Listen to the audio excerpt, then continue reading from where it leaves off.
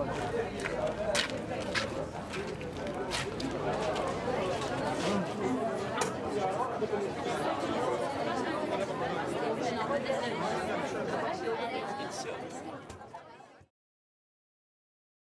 morning. First of all, I want to say this is an honor and a privilege to be here in Rojava. I want to give my thanks to the organizers of this conference. I want to say thanks to Sozdar, Ahin, Berfin, and Amina for this last week and all that they did for us. And I want to thank YPJ, and all Rojava self-administration to make it possible for humanity to believe in a better future. The subject of my speech is named Building a Free Society Without or Alongside or Against the State. We Catalans are often considered as a nation without a state, like you Kurds.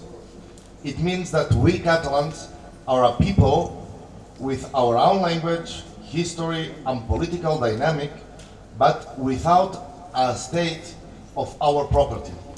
We can understand what a nation without a state means, but unfortunately it isn't the best description, because we have a state, or many above us, and actually a very strong one, which had previously owned and colonized a third of the world in its most expansionist times. This is Spain. You would better describe Catalans as a people with a state that does not help them or which works against them, depending on the period. This description helps us better to understand what has been on historically in Catalonia and what is going on now and why. I would say we can make a sort of generalization.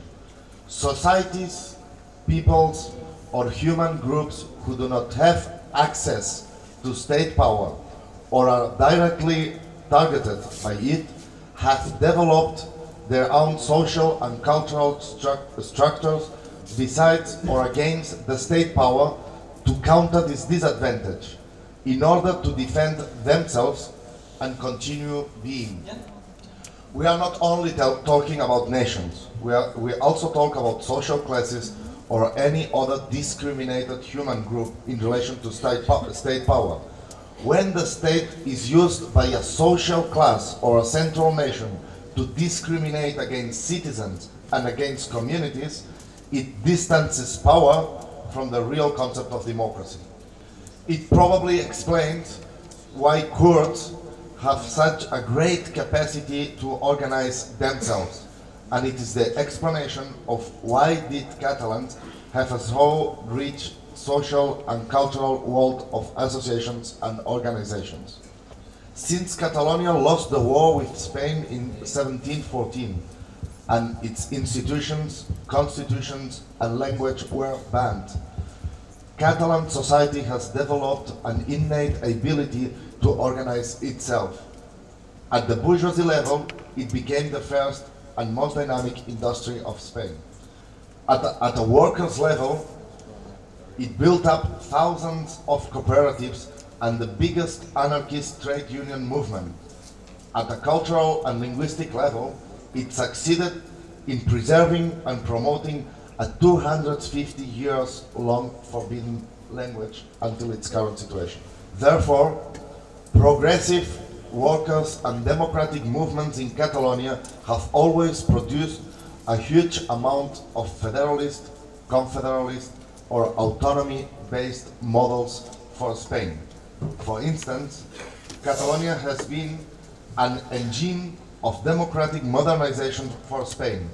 However, it is never easy to convince a nation and class state like Spain to democratically distribute its power following citizens and communities' needs and demands. For 5 years, a Spanish Constitutional Court decided to cancel the new Statute of Autonomy proposed and voted by 70% of Catalans, huge demonstrations of more than 1.5 million people take place every 11th September in the streets of Barcelona on La Diada, our national day. Catalan people clearly demonstrate for the right to decide of the Catalans and for independence from Spain. Last 9th November, the Catalan government, with the support of four parties representing 2/3 of the parliament, promoted a referendum, which was banned by the Spanish state. The answer was a massive call for volunteers, disobedient participation, and the result was 2,300,000 people going to vote. 90% of them for yes to independence.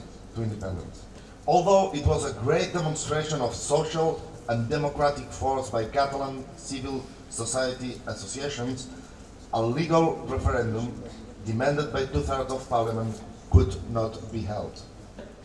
Therefore, the three independentist parties called last 27th September for plebiscitary elections. These elections to the Catalan parliament were to be understood as a plebiscite between yes and no. The yes got 48% of the votes, the no only 36%. And among the independentist parties appeared a new trending one, the CUP, the CUP, the People's Unity List or Party, which I've been representing in Catalan Parliament for the last 3 years. The CUP is a Catalan anti-capitalist party, and it is the institutional expression of a larger movement which claims to fight for independence, socialism, and feminism. But CUP was already well known in Catalonia. Since last May, it got 400 councillors in local elections. CUP has its basis at the local level. It started about 12 years ago developing the idea of popular municipalism or people's municipalism, which was a larger idea of building up a social and political movement from the very first point of departure of social relations and human politics, the community. Popular municipalism was first created outside the institutions, as social and cultural self-organized centers started to be created all across the country by a new generation of young people. This network of casals and ateneos has today 180 social centers open. These youngsters were militants, but they did not agree with the way leftist trade unions and political parties had managed the situation from the end of dictatorship until now. Most parties were part of the system. Those who were not were isolated political minorities without any social and cultural structure behind them. It brought us to make great debate.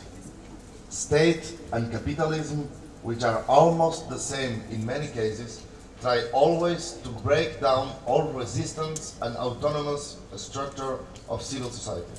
State and capitalism reject the idea of self-organization of society and instead promote individualism and egoism. They colonize us with a frame of values which makes any equalitarian or collective project of society invalid. At the end, winning institutional power leads to no end if there is no cultural change and social organization which takes advantage of it. You just have to look to the Green Party in Germany, or most recently, the political coalition Syriza in Greece. State institutions are their playing field. Towns, neighborhoods, and cities, it means streets and people, are our playing field. In this sense, municipalities are of course also state institutions, but its little distance to people make it possible to transform them from the lowest institutional degree of the state to the first degree of people's power. Power to the people. This is all about. 1 foot in the institutions and 1,000 in the streets. This is why CUP and the social movement it takes part in do not put the main effort in institutions, but in people. Institutions and those institutional politics do not change society. This is always people who change society. So a political force who aims to transform the state into a democratic, self-governed society has to base its efforts in people, not so much in institutions. Let's summarize it. What are leftist parties to do in institutions when and if they do not have a well-organized and conscious society behind them, building up the practice and institutions of the new society? Although CUP has increased its institutional results in last year, our main activity is not in the institutions. It is outside the institutions where new values and new social democratic structures have to be built. Inside and outside institutions, we always work in 2 senses: the protest and the proposal, the self-defense and the building up of the new society. So first, self-defense. Last economical and social crisis started in 2008 and still goes on in Spain. It has enormously helped to reveal the lack of self-defense social structures that allow people to appropriately answer to the regressive reforms implemented in all southern European countries. But we did have these structures in the past. For example, during the 40 years long fascist dictatorship of General Franco, or even in the 30s, when Catalan society stopped the military coup and started an anarchist revolution, the Catalan society had a wide and strong organization power, mainly in the factories. This was a great self-organization power that prevented workers and citizens against further attacks and restrictions of rights.